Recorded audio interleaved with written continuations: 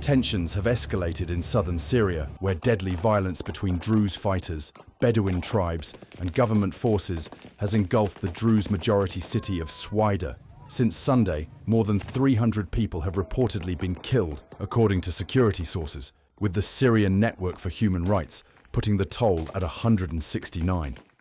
Fighting broke out when Druze fighters clashed with Bedouin groups, prompting the Syrian army to deploy. But instead of restoring order, troops engaged in direct combat with local Druze forces. A temporary ceasefire declared on Monday quickly fell apart, and clashes resumed. Syria's health ministry reported dozens of bodies, both civilians and fighters recovered from a city hospital. The violence prompted a dramatic escalation on Wednesday when Israel launched a series of powerful airstrikes on Damascus, targeting the defense ministry and areas near the presidential palace. Israeli officials said the strikes aimed to halt government attacks on the Druze and demanded immediate withdrawal of Syrian forces from Sweida.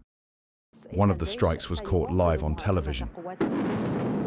A Syria TV news anchor was abruptly interrupted mid-broadcast as a missile struck the Ministry of Defense in Damascus, underscoring the intensity of the Israeli campaign. The Israeli military confirmed it targeted Syrian command centers used to direct operations in Sweida. Prime Minister Benjamin Netanyahu said the goal was to save our Druze brothers and eliminate government forces threatening the minority group.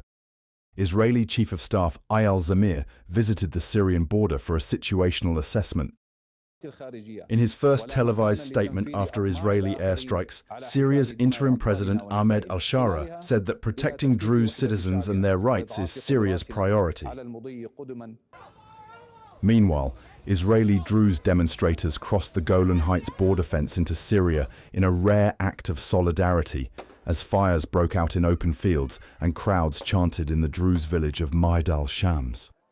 Despite warming ties with Washington, Syria's President Ahmed al-Shara remains deeply mistrusted by minority groups such as the Druze.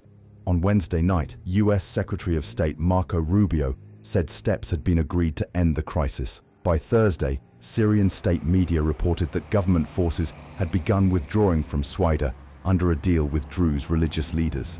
But with tension still simmering, Israel has not issued a response regarding the proposed ceasefire.